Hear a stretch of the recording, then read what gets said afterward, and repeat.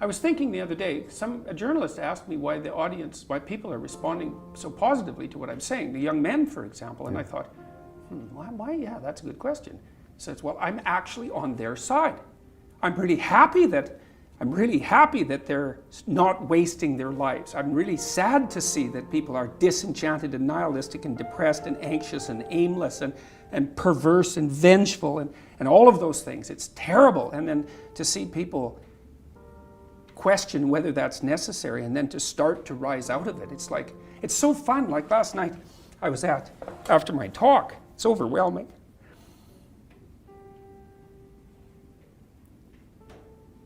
I don't usually think about these things, but I was after my talk last night, and so all these people line up, and they have their 15 seconds with me, and they're kind of tentative. They're excited and attentive when they come up to talk to me, and then they have 15 seconds of time to tell me something. I'm really listening to them, and they're hesitant about whether or not to share the good news about their life, and I think it's often because when people share good news about their life, people don't necessarily respond positively. They don't get encouragement. And people need so little encouragement. It's just unbelievable. And so they'll tell me something good, and I think, oh, that's so good. Somebody says, oh, I'm getting along way better with my father. I hadn't seen him for 10 years, and now we get along. It's like, God, great. Yeah. And then the power of that, you can't overstate the power of that for individuals to get their life together. The individual is an unbelievably powerful force, and every single person who gets their act together a little bit has the capacity to spread that around them. It's a chain reaction, and so it's a lovely thing to see. And that's fantastic. Our daughter ended her life at 24 due to depression. If someone is determined to end their life, how can one change their mind? Oh, well, first of all, I'm very sorry about that. That's a terrible thing. Look, I had this friend,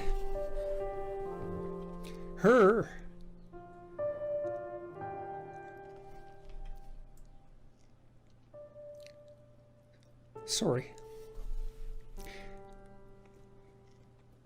There's been a lot of depression in our family, so it's a question that cuts close to the bone. Anyways, I had this friend, a friend of my parents, and her granddaughter committed suicide, She was just beating herself up about that. What could have I done? What could have I done differently? This is the problem with suicide. It leaves everybody behind thinking, oh my God, what could have I done? I could have treated the person better. I could have listened. I could have been there. It's like, and she was just beating herself up about this, really feeling that she wasn't a useful person, that she'd failed as a grandmother. She's a really good person, And so I went for a walk with her, and I said, and she's married, and she likes her husband, and he's a really good guy. And I said, look, you're blaming yourself for your granddaughter's suicide. It's like, are you blaming your husband? Are you sitting him down and telling him what a useless bastard he was as a grandfather because his granddaughter committed suicide and how he failed completely? She said, no, I'd never do that. So I said, well, don't do it to yourself. One of the things that has just blown me away in the last year, because I've talked to lots of people live, but also lots of people online. But it's more obvious live, and it's obvious in this theater as well, is that I've gone around and spoken, and a large proportion of my audience has been young men, under 30, something like that. And I've spoken to them a lot about responsibility.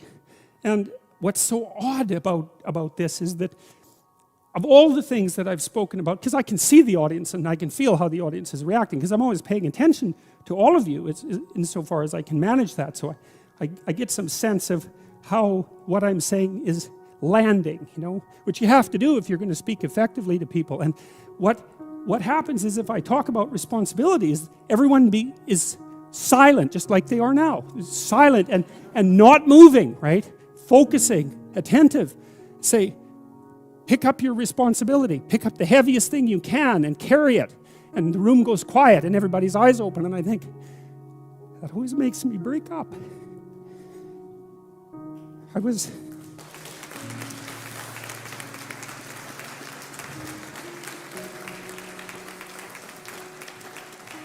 I don't know why. I was speaking to an English journalist today who was going to write an article in Spectator magazine, and I was talking about this, and at the same point in the discussion, I had the same emotional reaction. I don't really understand it. I think there's something about it that's so crucial, because we've been fed this unending diet of rights and freedoms, and there's something about that, there's something about that that's so pathologically wrong, and people are starving for the antidote, and the antidote is truth and responsibility, right? And it isn't because that's what you should do in some I know better, or someone knows better for you what you should do sense. That's the secret to a meaningful life, and without a meaningful life, then all you have is suffering and nihilism and despair and all of that, and self-contempt, and that's not good. And so it's necessary for men to stand up and take responsibility, and they all know that and are starving for that message, and the message is more that that's also a good thing, to stand up and take responsibility, because you're cursed so much now from when you're young with this notion that your active engagement with the world is part of what is destroying and undermining the planet and adding to the tyranny of the social systems. It's like, how about not so much of that, hey? Because it's too soul deadening. It's anti-human right to the core. And my sense instead is that, if you were able to reveal the best of yourself to you in the world, that you would be an overwhelming force for good. My primary motive as a clinical psychologist and educator is to help individuals live more meaningful and productive lives in harmony with their families and their community. That's my motive. And the evidence for that, I think, is, well, if people go online, and first of all, you can watch the lectures and decide for yourself, but you can also go, I suspect probably maybe 250,000 people have commented on the lectures and their effects on them. And so that's what people say. I'm watching the lectures. Yeah. I'm trying to develop a vision for my life. I'm trying to become more responsible, and it's really helping. And that's what I hear all the time when I do these public lectures, which aren't political. But when we gain success, we raise the bar. We set our ambitions higher. I mean, what is your end game? What do you want? That's all. That's what I want. I want to help as many individuals as possible become more courageous, more truthful, and more engaged in the pursuit of individual, familial, and social harmony. That's what I want. You're pursuing what is meaningful. I'm pursuing, I believe that to be the case. It's certainly meaningful to me. I mean, there isn't, everywhere I go now, it doesn't matter where I land, in what airport, or if I walk down the street, 3 or 4 people will come up to me and they'll tell me, I was in a dark place, I was anxious, depressed, nihilistic, drug addicted, alcoholic, homeless, in jail, you name it. Bad relationship with my girlfriend, bad relationship with my parents. I've been watching your lectures or reading your book. I've been trying to tell the truth and get my life together, and everything is way better. And so then you think, well, if you could have what you wanted and what would be meaningful, you imagine you could go anywhere in the world and people would come up to you that were strangers and tell you that. That's as good as it gets. I read the story. It's an autobiography, if I remember correctly, of the captain. I might be wrong about that, but I've got the basic story right.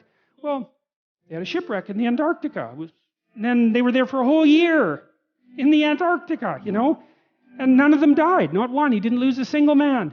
Not one. He kept their morale high. And then they took this boat that was on the ship, and they crossed like 400 miles of the roughest ocean, the roughest frigid ocean in the world, right? You don't go in that ocean. And then they went to an island, and they walked across the island, across these mountains that no one else has ever climbed since.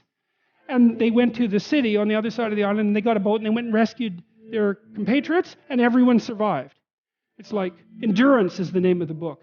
You read that book, man, you think, wow, people are really tough, and it's ridiculous. So who knows how tough you are? And maybe you find out by going out to find out how tough you are, right? So you take on a challenge, one that you think you can master. It's just a bit beyond your grasp. And you master it, and then you're a little tougher, and you think, hey, that worked out pretty well. And so then you're more of a monster. And then you go out and you find another challenge that's even bigger, and you think, well, maybe I can do that too. And then all of a sudden you can, and you get a little bit bigger, and God only knows what the limit is of you. And you find out by pushing yourself against the world, and of course that's what Abraham is doing. And so, see, we're very pessimistic, us modern people. You know, we're pessimistic about humanity, that's for sure. Dismal, wretched, planet-destroying, cancer on the planet, right? As the Club of Rome described us so pleasantly back in the 1960s, you know? And I don't know, maybe we're ashamed of the Cold War. Maybe we're ashamed of all the destruction in the 20th century and the hydrogen bomb and the, you know, the continuing catastrophes of our societies. And we're deeply ashamed of that and ashamed of ourselves personally. But it's a hell of a thing to, you know, call us a cancer on the planet. There's just no excuse for that. Because what you do with cancer is eradicate it. And I don't think that that's a very noble motive, personally. And I think it says a lot about the people who would use such phraseology that they would dare to conceptualize humanity in that manner. But you know, it would be nice if we could be optimistic. And I think, again, the problem with being optimistic is that it's naive. So then the question is there an optimism that's not naive? And I think there is. And the optimism that's not naive is in just a visualization of how strong people can be. So one of the things that I tell people, I've told my students in my class, in Maps of Meaning, here's a goal. You want to be the person at the funeral of your father that everyone can rely on. How would that be? You want to be the person who's broken and useless and adding to the misery in the corner. And look, I'm not making light of people's grief. You know, I understand grief. But who do you want to be when there's a crisis?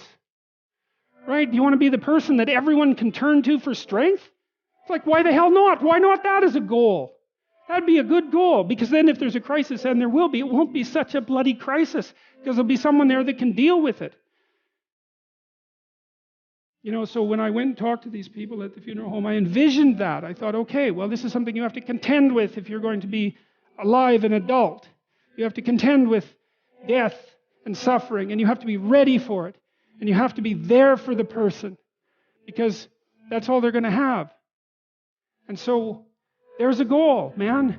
And in this time of nihilism, you know, it's what's the point of life? People ask, and they're taught that at universities. What's the point of life? Everything's interpretation. Humanity's a cancer on the planet. You know? Well, how about no? How about not that? How about that there's something to us?